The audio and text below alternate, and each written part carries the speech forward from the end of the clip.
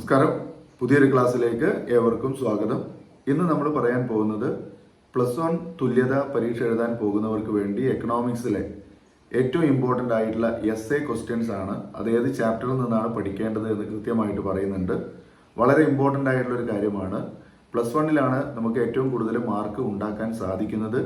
+1 തോറ്റു കഴിഞ്ഞാൽ +2 നമുക്ക് മറികടക്കാൻ വളരെ പ്രയാസമായിരിക്കും. അതുകൊണ്ട് തന്നെ എല്ലാവരും കൃത്യമായിട്ട് +1 പരീക്ഷയ്ക്ക് പോകുന്ന എല്ലാവരും കൃത്യമായിട്ട് പഠിച്ചിട്ട് തന്നെ പോവുക. എന്നാലേ നമുക്ക് ഉയർന്ന മാർക്കിലേക്ക് എത്തിപ്പെടാൻ സാധിക്കുകയുള്ളൂ. +2 കുറച്ച് മാർക്ക് കുറഞ്ഞാലും നമുക്ക് +1 അത് അഡ്ജസ്റ്റ് ചെയ്യാൻ സാധിക്കും.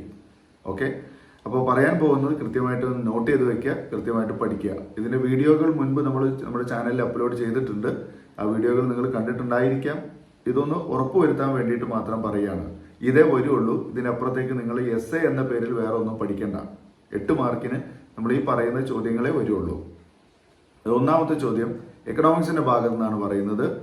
3ാമത്തെ ചാപ്റ്ററാണ് ലിബറലൈസേഷൻ, പ്രൈവറ്റൈസേഷൻ, ഗ്ലോബലൈസേഷൻ. അതായത് ഉദാരവൽക്കരണം, സ്വകാര്യവൽക്കരണം, ആഗോളവൽക്കരണം.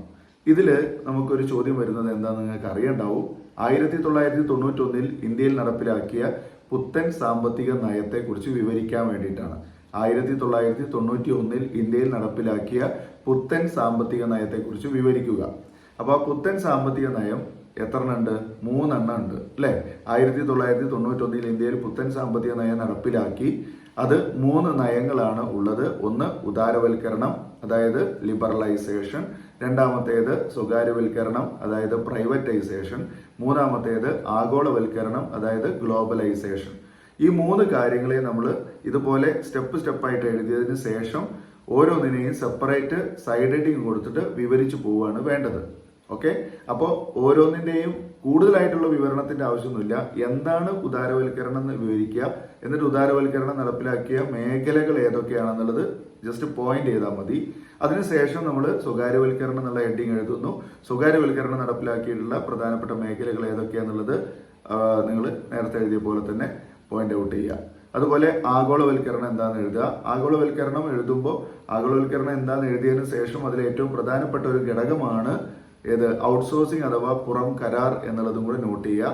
ആ പുറം കരാർ മുഴുവനായിട്ടും എഴുതി കഴിഞ്ഞാൽ നമുക്ക് എസ്എ കംപ്ലീറ്റ് ആവും. ഓക്കെ, അപ്പോൾ 1991 ഇന്ത്യയിൽ നടപ്പിലാക്കിയ പുത്തൻ സാമ്പത്തിക നയത്തെ കുറിച്ച് വിവരിക്കുക എന്ന് പറയുന്നത് വളരെ ഇമ്പോർട്ടന്റ് ആയിട്ടുള്ള ഒരു എസ്എ ക്വസ്റ്റ്യൻ ആണ്. 8 മാർക്കിന്റെ. ക്ലിയർ അല്ലേ? അത് 3ാമത്തെ ചാപ്റ്റർ ആണ്. അതായത് +1 ഇക്കണോമിക്സിന്റെ 3ാമത്തെ ചാപ്റ്ററിൽ നിന്ന് വരുന്നത്. അതായത് 1ാമത്തെ ബുക്കിലെ 3ാമത്തെ ചാപ്റ്റർ ആണ്. ഇനി 2ാമത്തെ എസ്എ ഇക്കണോമിക്സിൽ നിന്ന് തന്നെയുള്ള 4ാമത്തെ ചാപ്റ്റർ ആണ്. 4ാമത്തെ ചാപ്റ്റർ നമുക്കറിയാം പോവർട്ടിയാണ്, അതായത് ദാരിദ്ര്യമാണ്. അവിടെ നമുക്ക് ചോദ്യം വരുന്നത് ഇന്ത്യയിൽ ദാരിദ്ര്യ നിർമ്മാർജ്ജനത്തിനു വേണ്ടി നടപ്പിലാക്കിയ പദ്ധതികൾ വിവരിക്കുക എന്നാണ്. ഇന്ത്യയിലെ ദാരിദ്ര്യ നിർമ്മാർജ്ജന പദ്ധതികൾ ഏതെല്ലാമാണ് എന്ന് ചോദിക്കാം. അല്ലെങ്കിൽ ഇന്ത്യയിലെ ദാരിദ്ര്യം നിർമ്മാർജ്ജനം ചെയ്യുന്നതിന് വേണ്ടി നടപ്പിലാക്കിയ പ്രധാനപ്പെട്ട പദ്ധതികൾ ഏതൊക്കെയാണെന്ന് ചോദിക്കാം. ഓക്കെ, അത് 2 ടൈപ്പായിട്ടാണ് ചോദ്യം വരാറുണ്ട്. അതായത് നമ്മൾ ദാരിദ്ര്യത്തിന്റെ കാരണങ്ങൾ ചോദിക്കാറുണ്ട്. ഓക്കെ, ദാരിദ്ര്യത്തിന്റെ കാരണങ്ങൾ നമ്മൾ സെപ്പറേറ്റ് തന്നെ പഠിക്കേണ്ടതാണ്. പക്ഷെ ഈ ഒരു എസ്എ ക്വസ്റ്റ്യനിലേക്ക് A, B എന്നീ ക്വസ്റ്റ്യൻ ഇട്ടിട്ട് നമുക്ക് തരും. അപ്പൊ A ക്വസ്റ്റ്യൻ ഇന്ത്യയിലെ ദാരിദ്ര്യത്തിന്റെ കാരണങ്ങൾ വിലയിരുത്തുക, അല്ലെങ്കിൽ ഏതെങ്കിലും 4 കാരണങ്ങൾ എഴുതുക, അല്ലെങ്കിൽ 6 കാരണങ്ങൾ എഴുതുക എന്ന് പറഞ്ഞിട്ട് ദാരിദ്ര്യത്തിന്റെ കാരണങ്ങൾ എഴുതാൻ പറയും. എന്നിട്ട് B ക്വസ്റ്റ്യൻ കൊടുക്കും. പിന്നെ ദാരിദ്ര്യ നിർമ്മാർജ്ജനത്തിന് വേണ്ടി ഇന്ത്യയിൽ നടപ്പിലാക്കിയ ത്രിമുഖ സമീപനം. അവിടെ നിങ്ങൾ ഞെട്ടൊന്നും വേണ്ട. ത്രിമുഖ സമീപനം എന്ന് കേൾക്കുമ്പോൾ ഏതൊക്കെയാണ്? അവിടെ നമുക്കറിയാം സ്വയം തൊഴിൽ പദ്ധതികള്, അതുപോലെ ഭക്ഷ്യസുരക്ഷാ പദ്ധതികള്, സാമൂഹ്യ സുരക്ഷാ പദ്ധതികള്. ഇതിനെയാണ് നമ്മൾ എന്ത് പറയാ? ത്രിമുഖ സമീപനം എന്ന് പറയുന്നത്. ക്ലിയർ അല്ലേ? അപ്പൊ ത്രിമുഖ സമീപനം വിവരിക്കുക അല്ലെങ്കിൽ വിലയിരുത്തുക എന്നൊക്കെ പറഞ്ഞിട്ട് ദാരിദ്ര്യ നിർമ്മാർജ്ജനവുമായി ബന്ധപ്പെട്ട് ചോദ്യം വരും. അതും വെരി ഇമ്പോർട്ടന്റ് ക്വസ്റ്റ്യൻ ആണ്. അത് നമ്മുടെ 1ാമത്തെ ബുക്കിലെ 4ാമത്തെ ചാപ്റ്ററിൽ നിന്ന് വരുന്നതാണ്. ക്ലിയർ അല്ലേ? ഇനി നമുക്ക് പറയാനുള്ളത് 6ാമത്തെ ചാപ്റ്റർ ആണ് ഗ്രാമീണ വികസനം. 6ാമത്തെ ചാപ്റ്ററിൽ ഗ്രാമീണ വികസനവുമായി ബന്ധപ്പെടുത്തി ചോദിക്കുന്നത്, അതിൽ ഈ എസ്എ അത്രയ്ക്ക് ഇമ്പോർട്ടന്റ് അല്ല, പക്ഷെ സാധാരണ ഒരു ചോദിക്കാൻ ഒരു ടെൻഡൻസി കാണിക്കുന്ന ഒരു ചാപ്റ്ററാണത്. എസ്എക്ക് പുറമെ മറ്റു പല ചോദ്യങ്ങളും അതിൽ നിന്ന് വരാറുണ്ട്. അതായത് ഗ്രാമപ്രദേശങ്ങളിലെ വായ്പാ വിതരണ സംവിധാനങ്ങൾ എന്തൊക്കെയാണെന്ന് അത് ഇങ്ങനെ കുറേശ്ശെ ക്വസ്റ്റ്യൻസിനെ കണക്ട് ചെയ്തിട്ടാണ് ചോദിക്കുക. അതാണ് ഒരു ചോദ്യം. ഗ്രാമപ്രദേശങ്ങളെ വായ്പാ വിതരണ സംവിധാനങ്ങൾ എന്തൊക്കെയാണ്, അതുപോലെ ഗ്രാമീണ ജനത അനുഭവിക്കുന്ന പ്രധാനപ്പെട്ട പ്രശ്നങ്ങൾ എന്തൊക്കെയാണ്. അപ്പൊ ആ രീതിയിലുള്ള ചോദ്യങ്ങളെല്ലാം കൂടെ കൂട്ടിക്കലർത്തിയിട്ട്, പിന്നെ അതുപോലെ തന്നെ നമ്മുടെ ഈ മാർക്കറ്റ് അല്ലെങ്കിൽ ഗ്രാമീണ വികസനം ഉറപ്പുവരുത്താൻ വേണ്ടി ഗവൺമെന്റ് നടപ്പിലാക്കിയ പദ്ധതികൾ എന്തൊക്കെയാണ്, അങ്ങനെയുള്ള കുറച്ച് ചോദ്യങ്ങളൊക്കെയാണ് നമുക്ക് ആ ഒരു ചാപ്റ്ററിൽ, ടോപ്പിക്കുകളാണ് ആ ചാപ്റ്ററിൽ പഠിക്കാനുള്ളത്. അപ്പോൾ അതില് ഈ ഗ്രാമീണ വികസനം ഉറപ്പുവരുത്തുന്നതിന് വേണ്ടിയിട്ട് അങ്ങനെ ചോദിക്കാം. അതുപോലെ തന്നെ നേരത്തെ പറഞ്ഞ പോലെ എന്താണ് വായ്പാ വിതരണ സംവിധാനങ്ങൾ എന്തൊക്കെയാണ്, പിന്നെ ഗവൺമെന്റ് ഈ വസ്തുക്കൾ, ഉൽപ്പാദിപ്പിച്ച വസ്തുക്കൾ വിൽപ്പന നടത്താൻ വേണ്ടി കർഷകർക്ക് ഒരുക്കിയിട്ടുള്ള മാർക്കറ്റ് സംവിധാനങ്ങൾ എന്തൊക്കെയാണ്. അപ്പോൾ അങ്ങനെയുള്ള, അതായത് ആ റെഗുലേറ്റഡ് മാർക്കറ്റുകൾ സ്ഥാപിച്ചു, അതുപോലെ തന്നെ ക്രെഡിറ്റ് കാർഡ് സംവിധാനം നടപ്പിലാക്കി, അങ്ങനെയുള്ള പോയിന്റുകൾ ഉണ്ടല്ലോ. അപ്പൊ അത്തരം പോയിന്റുകളൊക്കെ വരുന്ന തരത്തിൽ ഈ ചോദ്യങ്ങൾ അവിടുന്ന് ഒരു എസ്സേ ടൈപ്പായിട്ട് കൂട്ടിക്കലർത്തിയിട്ട് ഒരു എസ്സേ ചോദിക്കാനും സാധ്യത കാണുന്നുണ്ട്. അത് വെരി ഇമ്പോർട്ടന്റ് ഞാൻ പറയുന്നില്ല, പക്ഷെ അങ്ങനെ ഒരു ചോദ്യം സാധ്യത കാണുന്നുണ്ട്. അതും കൂടെ ഒന്ന് ഓർമ്മയിൽ വെക്കുക. ചാപ്റ്റർ 6 ഒന്നാമത്തെ ബുക്കിന്റെ ചാപ്റ്റർ 6 ഗ്രാമീണ വികസനമാണ്. പിന്നെ നമ്മൾ ഏറ്റവും ഇമ്പോർട്ടന്റ് പറയാവുന്ന മറ്റൊരു ചോദ്യമാണ് നമ്മുടെ ഒന്നാമത്തെ ബുക്കിലെ 9ാമത്തെ ചാപ്റ്ററാണ് പരിസ്ഥിതിയും സുസ്ഥിര വികസനവും.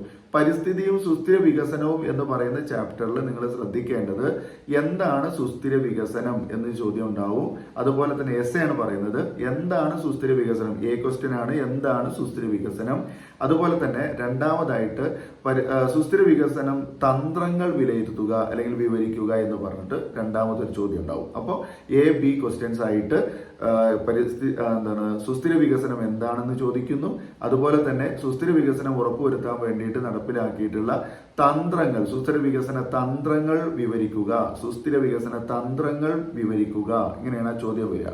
ഓക്കെ, അപ്പൊ ഭാവി തലമുറയുടെ താല്പര്യങ്ങൾക്ക് യാതൊരു കോട്ടവും തട്ടാതെ ഇന്നത്തെ തലമുറ മുന്നേറുന്ന പുരോഗതിയാണ് എന്ത് സുസ്ഥിര വികസനം എന്ന് പറയുന്നത്, അല്ലെ? അപ്പോൾ ഈ സുസ്ഥിര വികസനം ഉറപ്പുവരുത്താൻ വേണ്ടിയിട്ട് എന്തൊക്കെയാണ് നമ്മൾ നടപ്പിലാക്കിയിട്ടുള്ളത്? അതായത് പാരമ്പര്യേതര ഊർജ ഉറവിടങ്ങൾ ഉപയോഗിക്കുക, അതില് പിന്നെ നമ്മൾ എന്താ പറയുക ബയോഗ്യാസ്, അതുപോലെ തന്നെ പിന്നെന്താ കാറ്റിൽ നിന്നുള്ള ഊർജ്ജം ഉപയോഗിക്കുക, ഇങ്ങനെയുള്ള കുറെ പോയിന്റുകളാണ് നമ്മളവിടെ പഠിക്കുന്നത്. ഓക്കെ, അപ്പൊ അത്തരം പോയിന്റുകൾ ഒന്ന് ജസ്റ്റ് വിലയിരുത്തി പോയാൽ മതി, അല്ലെങ്കിൽ വിവരിച്ച് പോയാൽ മതി. അതായത് എസ്സേ ആണ്, വെരി വെരി ഇമ്പോർട്ടന്റ് എസ്സേ ആണ്. അപ്പോൾ എക്കണോമിക്സിൽ നിന്ന് നിങ്ങൾക്ക് ഏറ്റവും സാധ്യത തരുന്ന 3 എസ്സേകളാണ് ഏതൊക്കെ? അതായത് ഫസ്റ്റ് ബുക്കിൽ നിന്ന് ഒന്നാമത്തേത് നമ്മുടെ 3ാമത്തെ ചാപ്റ്ററിലെ 1991 പുത്തൻ സാമ്പത്തിക നയം, അതിനെ വിവരിക്കാൻ വേണ്ടിയിട്ട്, അതുപോലെ 4ാമത്തെ ചാപ്റ്ററിലെ ദാരിദ്ര്യ നിർമ്മാർജ്ജന പദ്ധതികൾ, അതിന്റെ കാരണങ്ങൾ, ഒക്കെ അതായത് ദാരിദ്ര്യത്തിന്റെ കാരണങ്ങൾ, ദാരിദ്ര്യ നിർമ്മാർജ്ജന പദ്ധതികളെ കുറിച്ച് വിവരിക്കുക. അതുപോലെ തന്നെ ഇപ്പൊ ഈ പറഞ്ഞ നമ്മുടെ സുസ്ഥിര വികസനവും അതിന്റെ തന്ത്രങ്ങളും, അത് 3ഉം വളരെ ഇമ്പോർട്ടന്റ് ആണ്. ഈ 3 2 ഉറപ്പാണ് നിങ്ങൾക്ക് ചോദ്യം ഉണ്ടാകും. ഓക്കെ, പിന്നെ നമ്മൾ സ്റ്റാറ്റിസ്റ്റിക്സിന്റെ ഭാഗത്ത് നിന്ന് ഒരു എസ്സേ വേണമല്ലോ. സ്റ്റാറ്റിസ്റ്റിക്സിന്റെ ഭാഗത്ത് നിന്ന് എന്തായാലും ചോദ്യം വരും, എസ്സേ ചോദ്യം വരും. അത് ഏതാണ്? അത് 5ാമത്തെ ചാപ്റ്ററിലാണ് ഏറ്റവും ഇമ്പോർട്ടന്റ് ആയിട്ടുള്ള എസ്സേ വരുന്നത്. അത് എന്തായാലും വരും, 100% ഉറപ്പാണ്. സ്റ്റാറ്റിസ്റ്റിക്സ് നിങ്ങൾക്ക് ചെയ്ത് പഠിക്കാൻ അറിയുന്ന ആളാണെങ്കിൽ നിങ്ങൾ അത് ചെയ്ത് പഠിച്ചിട്ടുണ്ടായിരിക്കണം. അത് ഇനിയിപ്പോ ഏത് എസ്സേയിൽ വന്നില്ലെങ്കിൽ നിങ്ങൾ വേറെ ഏതെങ്കിലും മാർക്കുകൾക്ക്, അതായത് 5 മാർക്കിനോ 4 മാർക്കിനോ ഒക്കെ ചോദിക്കും. എന്തായാലും ഇത് വരും, എസ്സേ ആണ്, ഉറപ്പാണ്, ഒരു പേടിയും പേടിക്കണ്ട. അതേതാണ്? 5ാമത്തെ ചാപ്റ്റർ ആണ്. മീൻ മീഡിയൻ മോഡ് കാണാൻ വേണ്ടിയിട്ട് ചോദിക്കും. ഓക്കെ, 5ാമത്തെ ചാപ്റ്റർ കേന്ദ്രീയ പ്രവണതയുടെ അളവുകൾ അല്ലെങ്കിൽ ആവറേജ് എന്ന് പറഞ്ഞ ബ്രാക്കറ്റിൽ കൊടുത്തിട്ടുണ്ടാവും. ഓക്കെ, അപ്പൊ അതിൽ നമ്മൾ പഠിക്കുന്നത് മീനും മീഡിയനും മോഡും ആണ്. അത് വ്യക്തിഗത ശ്രേണി, അസന്തത ശ്രേണി, സന്തത ശ്രേണി, 3 ശ്രേണികളുണ്ട്, സീരീസ് ഉണ്ട്. ആ സീരീസിൽ നമ്മൾ ഏറ്റവും ഇമ്പോർട്ടന്റ് സന്തത ശ്രേണിക്കാണ് ഇമ്പോർട്ടന്റ്, അതായത് വലിയ ഒരു രീതിയിലുള്ള കണക്ക് ചെയ്യുന്നത്. ഓക്കെ, സന്തത ശ്രേണി. അപ്പോൾ മീനും മോഡും കാണാൻ വേണ്ടി ചോദിക്കാം, അല്ലെങ്കിൽ മീനും മീഡിയനും കാണാൻ വേണ്ടി ചോദിക്കാം, അല്ലെങ്കിൽ മീഡിയനും മോഡും കാണാൻ വേണ്ടി ചോദിക്കാം. അപ്പോൾ 3 ഒരുമിച്ച് ചോദ്യം ഉണ്ടാവില്ല, ഏതെങ്കിലും 2 കാൽക്കുലേറ്റ് ചെയ്യാനേ പറയുള്ളൂ. ഒറ്റ ചോദ്യത്തിന് 2 രീതിയിൽ ഉത്തരം കൊടുക്കുക, അതാണ്. അപ്പൊ 2 ടൈപ്പായിട്ട് എഴുതിയാൽ മതി. എന്തായാലും ഉറപ്പായിട്ടും വരുന്നൊരു ചോദ്യമാണ് 8 മാർക്കിന്റെ. ഓക്കെ, അപ്പോൾ 5ാമത്തെ ചാപ്റ്റർ ആണ് സ്റ്റാറ്റിസ്റ്റിക്സ്. മറക്കണ്ട, കൃത്യമായിട്ട് പഠിച്ചോ. എനിക്ക് പറയാനുള്ളത് മീനും മീഡിയനുമാണ് ചോദിക്കേണ്ടാവുക. ഓക്കെ, അപ്പോൾ നിങ്ങളത് ചെയ്ത് പഠിക്കണം, നോക്കി പോയിട്ട് കാര്യമില്ല. ചാനലിൽ അതിൻ്റെയൊക്കെ വീഡിയോകളുണ്ട്. ഇനി ആവശ്യമുണ്ടെങ്കിൽ ഞാനത് അപ്ലോഡ് ചെയ്യാം പറഞ്ഞാൽ. ഓക്കെ, അതുപോലെ തന്നെ നമുക്ക് ഇമ്പോർട്ടന്റ് പറയാവുന്ന ഒരു എസ് എ ക്വസ്റ്റ്യനും കൂടി ഞാൻ അഡീഷണൽ ആയിട്ട് തരികയാണ് സ്റ്റാറ്റിസ്റ്റിക്സിന്റെ ഭാഗത്തുനിന്ന്. അതായത് 4ാമത്തെ ചാപ്റ്റർ പ്രസന്റേഷൻ ഓഫ് ഡാറ്റ, ദത്തങ്ങളുടെ അവതരണം എന്ന് പറയുന്ന ഒരു ചാപ്റ്റർ ഉണ്ട്. നിങ്ങൾക്കറിയാലോ, ദത്തങ്ങളുടെ അവതരണം എന്ന് പറയുന്ന ചാപ്റ്ററിൽ നമ്മൾ അവസാനം പഠിക്കുന്നുണ്ട്. അതായത് ഡയഗ്രമാറ്റിക് പ്രസന്റേഷൻ അല്ലെ, അതായത് എന്താ പറയാ, ചിത്രങ്ങളുടെ രൂപത്തിലുള്ള അവതരണം എന്ന് പറഞ്ഞുകൊണ്ട് നമ്മളുടെ ഡാറ്റകളെ നമ്മൾ അവതരിപ്പിക്കുന്നുണ്ട്. അതേതാണ്? അത് ലാസ്റ്റ് ഭാഗമുണ്ട്. ആ ലാസ്റ്റ് ഭാഗം ഒജ്ജീവാണ് ആണല്ലോ.